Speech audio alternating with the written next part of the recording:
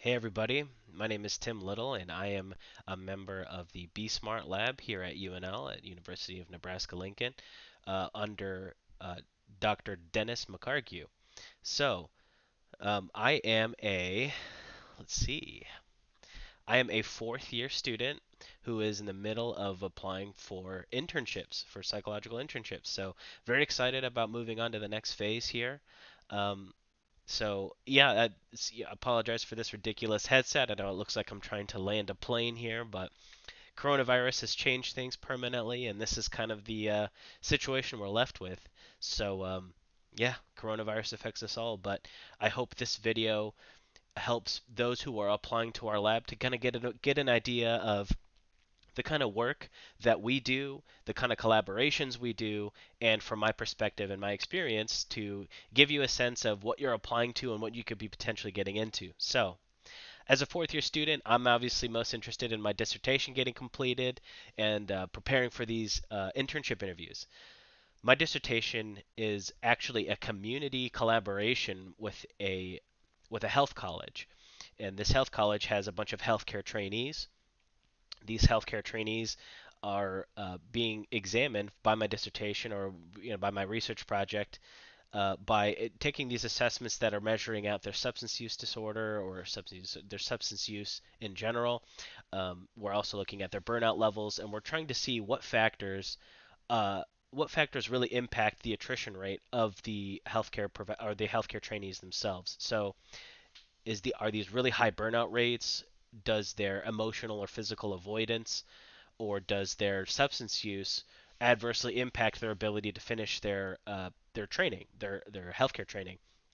So what we're seeing in the literature is the healthcare field is riddled with substance use disorders from physicians, psychiatry, dentistry, nursing, everything. Every aspect of the healthcare system is impacted by substance use disorders. And what we're seeing is a trend earlier and earlier in their career and in their training, even in college. We're starting to see maladaptive habits formulate and translate into their profession and really hurting the US healthcare system in general, but also impacting their training in their college, them dropping out early or them avoiding situations or having burnout kind of overtake and emotionally exhaust the people going through the program. So my intervention based study looks at baseline 1 month and 3 month data points to see if their substance use, burnout, and mental health is changing at all throughout the semester. As the semester academic intensity increases, are we also seeing some attrition rate, some dropout, increased substance use? If I have a big exam, am I coping with marijuana, opioids, and alcohol to kind of survive the process of going through my practicum, my training, everything that I would need to know and to have to demonstrate to other medical professionals? So, what are the factors that impact that? So, that's essentially what my dissertation is looking at.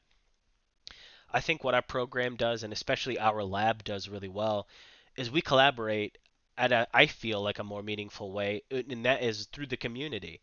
We have placements and good relationships at other colleges and universities. We have our lab is kind of obviously we're substance use focused, but we are very comorbid in that substance use. And every lab member, including myself, take substance use as kind of a backdrop, and well, it's kind of like the common denominator amongst us all. But we all take our own unique spins on it. And I'm most interested in PTSD and trauma, substance use disorder, and burnout. So those are kind of my mixture, my blend. And in our lab, you can really openly collaborate with other lab mates to say like, hey, I know you're looking at alcohol and sleep, or you're looking at alcohol and people of minority status, or depression and minority status with alcohol use, or uh, we even have people in neuro. So it's like, oh, you're interested in traumatic brain injury or neurological issues or something else along with substance use disorders or how that may impact drinking habits and concussions and vice versa. So there's a lot of exciting collaborations within the lab and within the program itself. A lot of community placements. I was more focused on corrections, so I did a lot of work at probation. I did a lot of work in the penitentiary, and you have opportunities with other community placements as well. And let's see, what else should I talk about? Um, so my current projects now are basically trying to match for internship, manage my dissertation, which I talked about, and that's kind of what's on my plate most. My research interest, you guys kind of have an idea about. Um, in my yeah, and so the placements I've had were mostly corrective. So I've had adult probation, where I work at the Lancaster County Probation Office, providing individual therapy and assessments for people on probation, adults who are on probation. Many times that involves substance use disorders, obviously, but we also see a lot of overlap and a huge amount of exposure to understudied populations, minority status populations, people of color. We get to see, we have an incredible exposure to people of color. I know Nebraska, when people think of Nebraska outside of the state and who don't know, or from another area who don't know this region, I think overall it's mostly a white state. And it's kind of red, right? There's two blue dots. There's Lincoln and Omaha that are pretty progressive, but the state as a whole is pretty red. So you would assume from an outside perspective, it's a lot of white people and it's a lot of conservative white people. And I don't think that's a fair assessment of what Lincoln is and who we see clinically. Of course, you're going to see people like that or see all walks of life, but what we really have exposure to is the real diversity of Lincoln through the correctional system and through probation and through even our community clinics. So we do have exposure of working with people who are white and non-white, which I think is a strength of the kind of the clinical work we do. I think a couple other factors about the program itself. There is a lot of staff and there's a lot of faculty members who want you to succeed. And when you come and when you interview with us and you get a sense of what this lab is about and what the program's about, you could see we all, the faculty and your cohort and your other lab mates, all have a vested interest in your success. So it's very much, we don't, there's no cutthroat here. Like, sorry, it's not cutthroat. We collaborate. We really work together, and there's kind of a harmony in that. We don't try to step on each other's backs to get. Oh, I need that first author pub. It all kind of depends on the work you put in, and you can kind of forge your own path of who you want to collaborate with and what kind of research it is you want to do. I think one of the strengths of our lab specifically is you can come in on paper and saying, yes, substance use disorder and this thing are these combination of factors is what I'm interested in studying and being better at. And our lab does a very good job of allowing you to explore that.